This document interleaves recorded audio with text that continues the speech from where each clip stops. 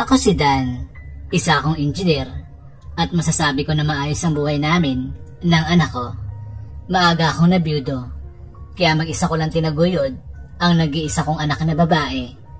At simula nang mamatay ang aking asawa, ay hindi na ako nung nag-asawa pa. Kasi nga, mahal na mahal kong aking asawa.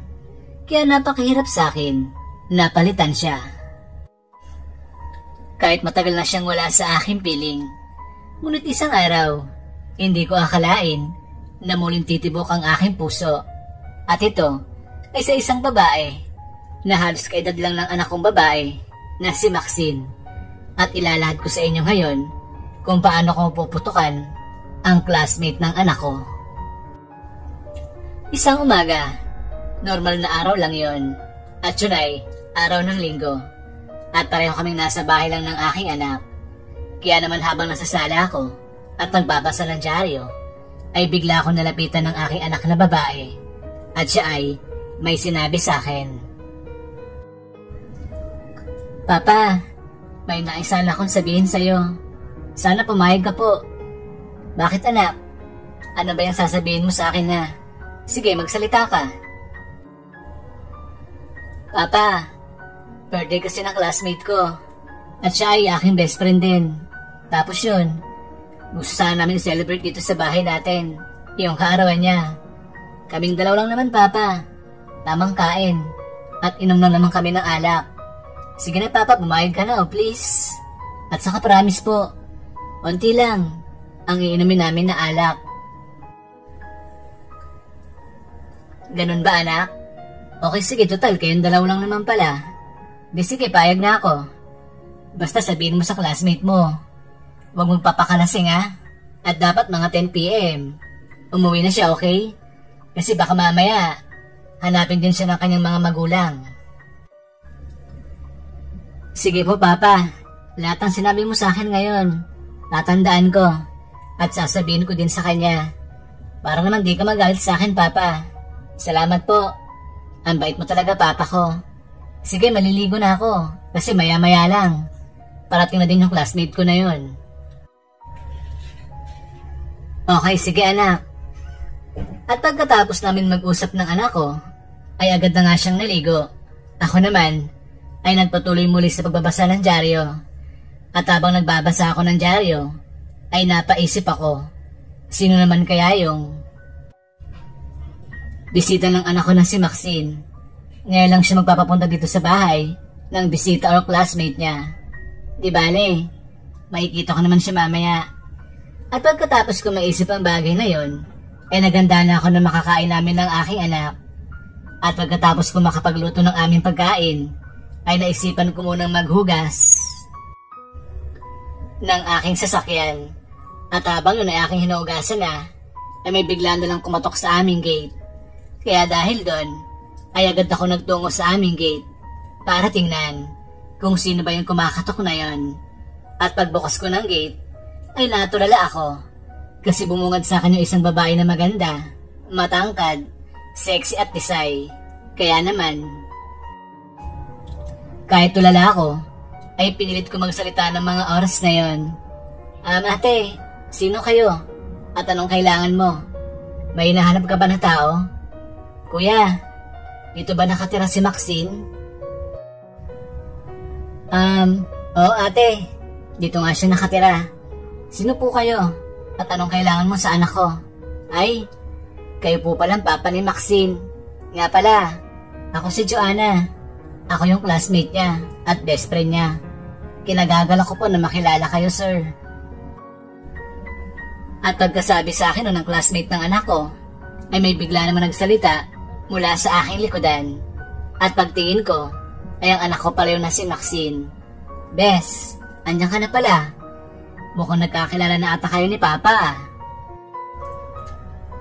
Oo Bes, kaso, hindi pa kami nagkakamayan na dalawa. Sige Bes, halika dito. Ipapakilala kita kay Papa. At pagkatapos nun, ay agad nang lumapit sa amin ng anak ko, ang classmate, at best friend niyang si Joanna. Papa, si Joanna, classmate ko. At best friend ko din siya. Siya po yung may birthday ngayon. At best, siya si Dan. Papa ko siya. Hi po, Sir Dan. Kinagagal ako pong makilala kayo. Ako po si Joanna Valderrama, 19 years old, taga Pasig po. Wow, Bes. Kompleto ang pagpapakilala mo kay Papa ah. Hayaan mo na, Bes. Para alam ng Papa mo kung taga saan ako, di ba? At kung ilang taon na ako. Oo nga naman, anak. Tamang classmate mo. Sige, Joanna. Kinagagalak din kitang makilala. Ako si Dan, Papa ni Maxine. At matagal na akong byudo. Ayan, kumpleto din ang pagpapakilala ko sa'yo. Para patas, di ba? Ay naku, Papa at Bes. Para kayong mga baliw. Mabuti pa, Papa. Dun muna. Kami sa kwarto ni Joanna. Ikaw naman, Papa. Ituloy mo na yung paghuhugas mo ng kotse mo, okay? Okay, sige anak. Tatawagin ko lang kayo. Pagkakain na tayo ng tanghalian. Sige, Papa, salamat po. At pagtalikod ng anak ko at ni Joanna, ay hindi ko maiwasan na mapatingin kay Joanna. Kasi nga ang kinis at ang puti ng kanyang mga hita. Kasi ng mga oras na yon ay nakasuot siya ng miniskirt na may kaigsian. At habang nakatitig ako sa mga hita na yun ni Joanna, ay bigla naman siyang napalingon sa akin. Kaya dahil doon, ay naaktuhan niya na nakatitig ako sa kanyang mga hita. Kaya ang ginawa ko noon, ay agad kong iniwas ang aking mga tingin sa ibang bagay. At ako ay nagpatay mali siya na lang ng mga sandaling yon. At nang wala na sa paningin ko sila Joanna at ang anak ko, ay bigla akong pinagpawisan. Kasi nga, muntik pa akong mahuli ni Joanna na nakatingin sa kanyang mga hita. Mabuti na lang ay nakaiwas agad ako. Kaya sa tingin ko ay hindi niya ako napansin. At pagkatapos nun ay saka ko na itinuloy ang paghuhugas ko ng aking kotse. At pagkalipas ng halos isang oras ay natapos na ako maghugas ng kotse. Kaya naman, agad ako nagtungo sa sala para dun muna magpahinga. At maya-maya lang, pagsapit ng alas 12 ng tanghali, ay agad na ako naghain ng pagkain. Kasi, oras na yun ng aming tanghalian. At nang makapaghain na ako, ay agad ko nang kinatok sa kwarto yung anak ko at ang classmate niya na si Joanna. Anak Maxine, kakain na tayo ng tanghalian. Halika na, lumabas na kayo dyan. Alam ko, gutom na din kayong dalawa ng classmate mo. Opo, Papa. Lalabas na kami. Wait lang po. Sige, Papa. Mauna ka na dun sa pagkainan. Susunod na lang kami ni Joanna. Sige, anak. Bilisan nyo, ah. Masamang pinaghihintay ang pagkain. Opo, sige, Papa. At pagkatapos nun, ay muli na akong bumalik sa pagkainan. At doon ko na lang hinintay ang anak ko at ang classmate niya na si Joanna. At maya-maya lang, ay andyan na silang dalawa. Kaya agad ko na silang pinaupo sa harap ng hapagkainan. Anak at Joanna, sige na, maupo na kayo dyan para makakain na tayo. Sana magustuhan yung niluto kong pagkain. Si Papa naman, pahambol pa. Alam ko naman na masarap kang magluto eh. Bes, sige na, kumain na tayo. Sure ako, mapaparaming kain mo. Kasi masarap yan magluto si Papa. Tingnan mo naman. Amoy pa lang. Mukha nang masarap, di ba? Oo nga, Maxine. Mukha nga siyang masarap. Ang bango ng amoy niya. Sige na, kumain na tayo.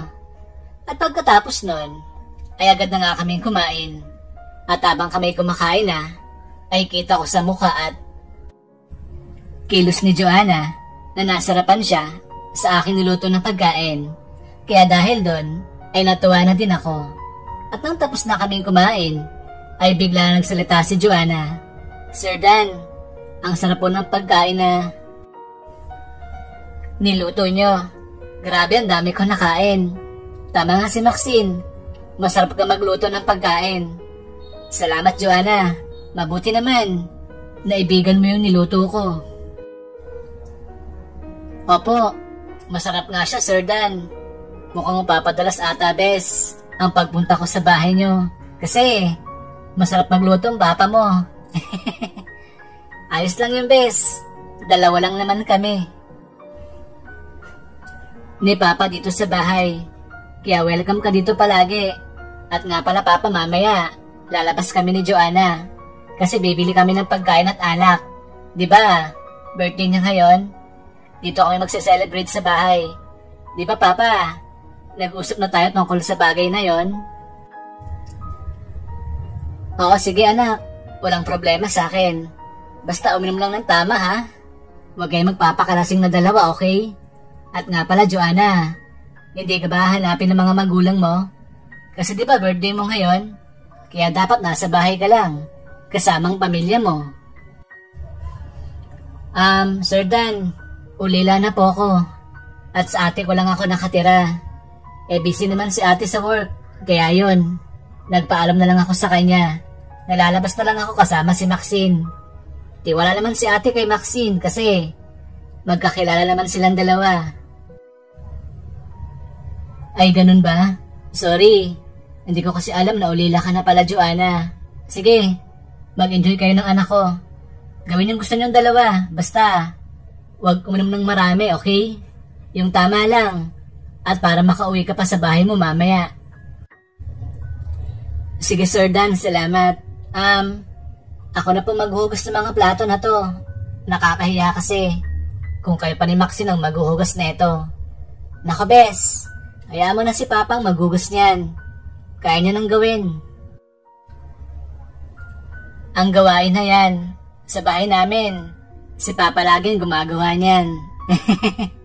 Oo Joanna, kaya ko na to. Tama si Maxine. Ako palaging gumagawa ng gawain bahay. Kasi na-spoiled sa akin ang Unica. Iha ko na yan.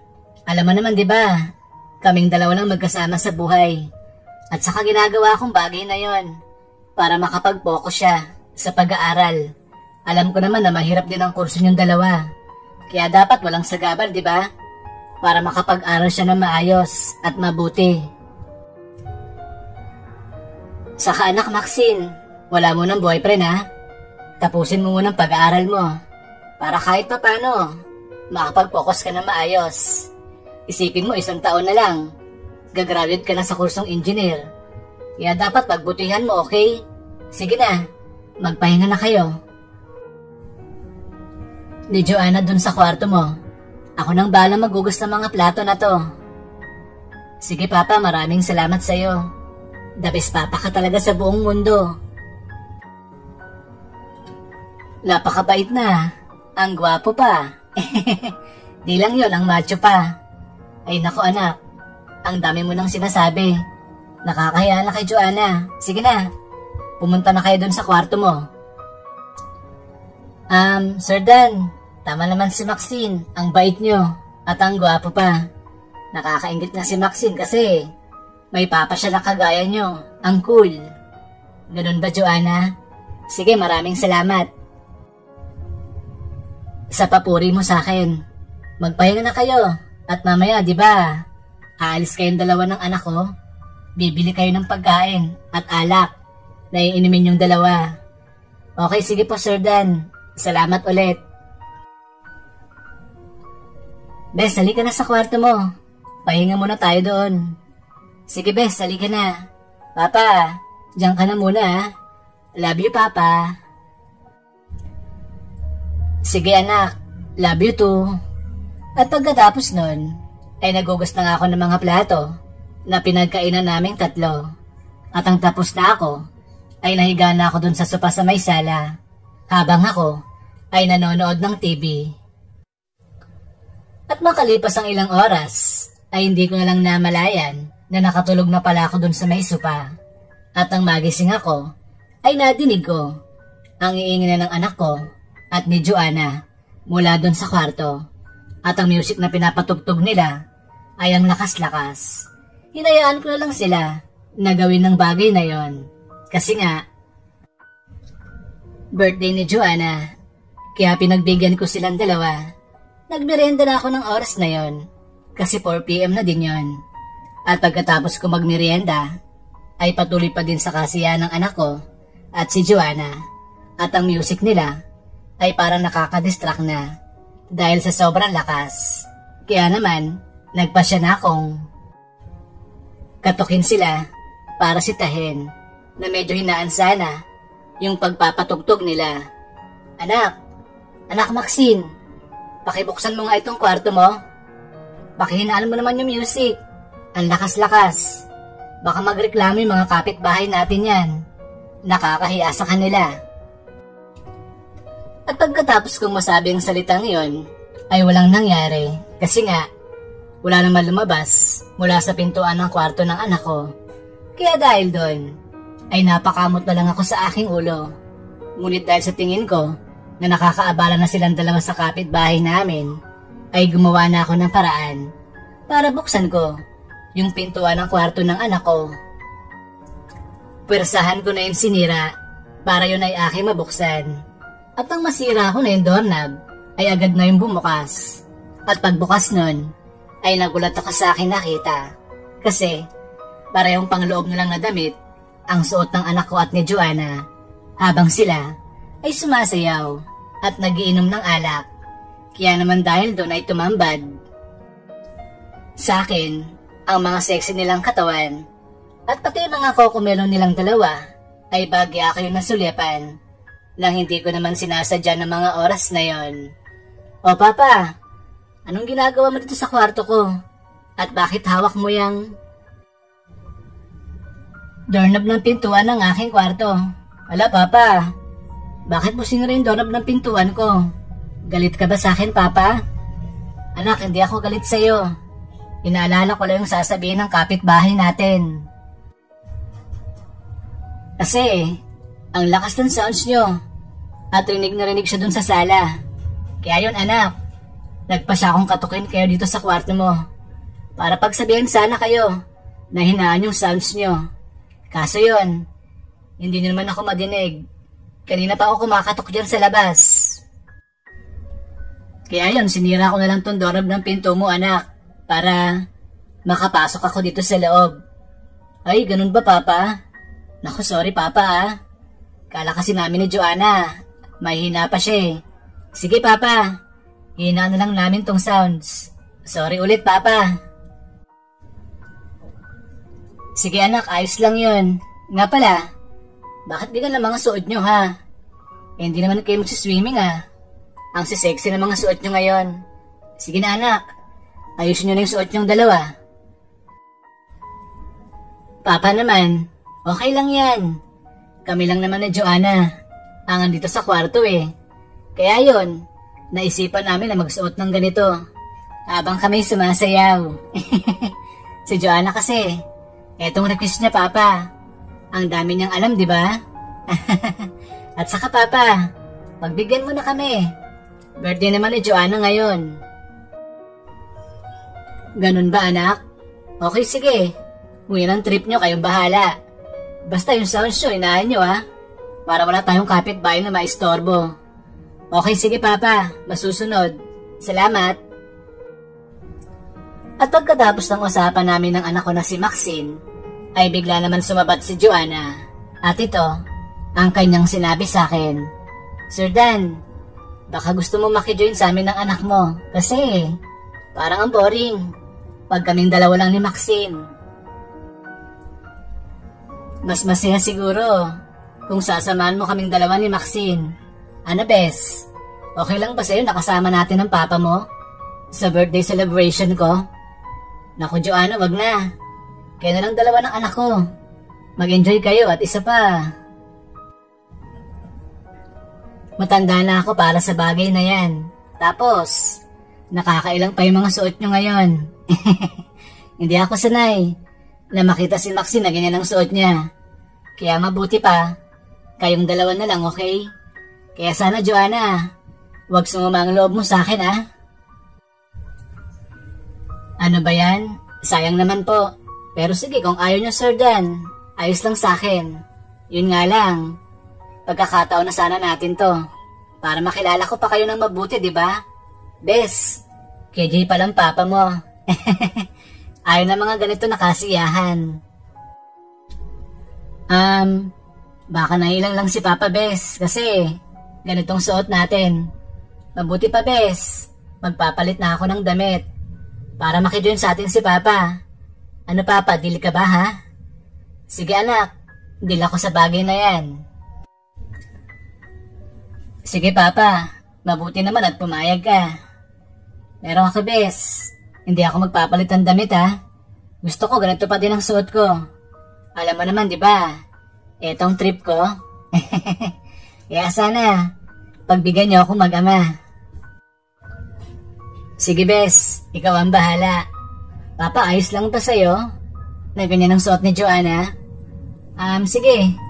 Kung ayun ang trip ni Joanna, di payag na din ako. At pagkatapos nun, agad na lang inayos ng anak ko ang kanyang suot na damit. At kami lang dalawang naiwan na Joanna. Nang mga oras na yon, ay naiilang akong tingnan si Joanna. Kasi baka isipin niya ay manyakis ako. Kaya naman lahat ng paraan na pag-iwas ay ginawa ko para hindi siya mailang or magduda sa akin. At maya-maya lang, biglang nagsalita si Joanna at siya ay may tinanong sa akin, Sir Dan, sexy ba ako? Bagay ba sa akin tong suot ko? At nga pala kanina nakita po kita na tinitingnan mo ko mula sa aking likodan. Anong meron, Sir Dan? Bakit ganun ka makatingin sa akin kanina? Wala, Joanna. Ano kasi? Kaya lang naman ako napapatingin sa'yo kanina. Kasi yun nga, napaka-sexy mo.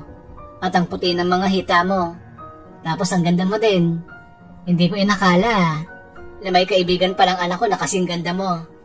Ngayon ka lang kasi nagawin dito sa bahay namin. Ganun po ba, Sir Dan? Sige po. Dadalasan ko ng pagpunta dito sa bahay niyo ni Maxine. Para lagi mo ako nakikita. Sige, Joanna. Salamat naman kung ganon. At maya-maya lang, ay dumating ng anak ko. Nakasuot siya na maigsi na shorts. At siya ay naka-sleeveless. Kaya naman, litaw na litaw pa din ang kagandahan ng anak ko na si Maxine. Pero para sa akin, mas maganda si Joanna. Kasi nga, halos nasa kanya na lahat. Maputi, maganda, sexy at disay talaga siya. Kaya naman, dahil doon, ay napahanga talaga ako sa kanya. Papa, eto, okay na ba tong suot ko ngayon? Baka mamaya, mailang ka pa sa akin yan, ha? Ganito naman palagi ang suot ko dito sa bahay natin. Okay na yun, anak. Huwag lang yung kanina na suot mo. Hindi ako sanay na gano'n ang suot mo. Okay, sige, Papa. Paano po? Makikijoin ka na ba sa amin ni Joanna? Sige, anak. Makikijoin na ako sa inyo ni Joanna. Mukhang makulit to si Joanna.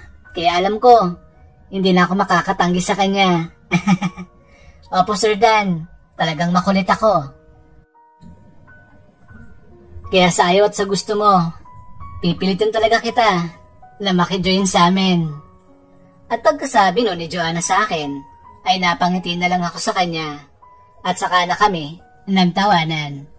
At habang nagiinuman na kami nun, ay ang iingay ng anak ko at ni Joanna. Sigaw sila ng sigaw habang sila ay sumasayaw. Ako naman ay masaya ko lang silang pinapanood habang ako'y nakangiti at may hawak na isang bote ng alak. At ina-enjoy ko ang view ng mga sandaling yon. Kasi nga, napaka-sexy ng suot ni Joanna ng mga oras na yon. At ang kanyang mga cocomelon ay talaga namang nakakapukaw ng aking atensyon. Kaya naman, di ko maalis ang tingin ko kay Joanna. At maya-maya lang, habang nakatingin ako kay Joanna, ay bigla naman itong lumapit sa akin at sabay sabi ng salitang to, Sir Dan, makijoin ka na kaya sa amin sa pagsasayaw?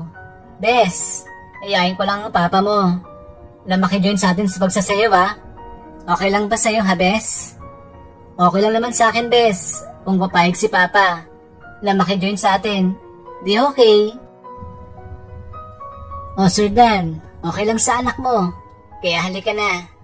Makijoin ka na sa amin ni Maxine. Para naman mas masaya, di ba? At dahil sa mapilit si Joanna, ay wala na ako nagawa pa, kundi pumayag na lang sa kanyang gusto. Sige Joanna at anak, payag ako makijoin sa inyo sa pagsasayaw. Pero sandali lang ha, alam niyo naman, medyo tumatanda na tayo. Madali na ako mapagod. At pagkatapos nun, ay napangiti na lang sa akin si Joanna at ang anak ko. At saka na ako nakijoin sa kanilang dalawa sa pagsasayaw. At habang nagsasayaw na kami, ay kakaiba ang mga tinginan sa akin ni Joanna. Masyado itong malagkit at pakiramdam ko ay may ibig siyang sabihin sa kanya mga tinginan sa akin. Kaya naman ang ginawa ko ay nakipagtitigan na din ako sa kanya habang kami nagsasayaw. At maya-maya lang ay biglang nagpaalam sa amin ng anak ko na siya daw ay magsi-CR muna. Papa at Bes, CR muna ako. Diyan muna kayong dalawa.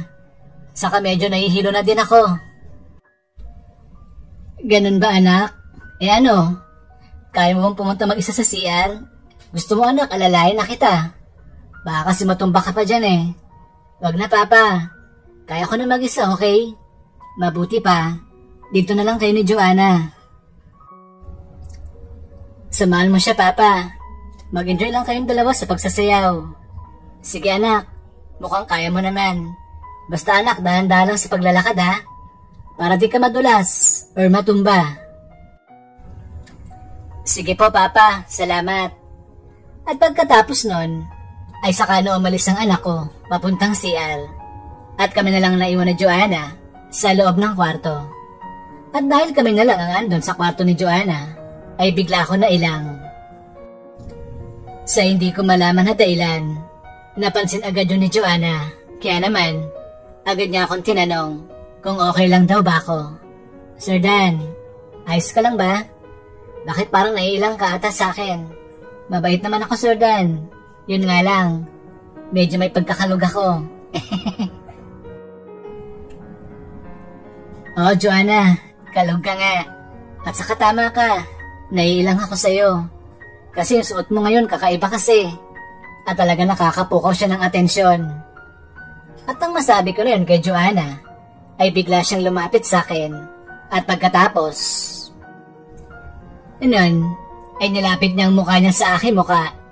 At sa kanya ako tinitigan ng mata sa mata, habang siya ay nakangiti.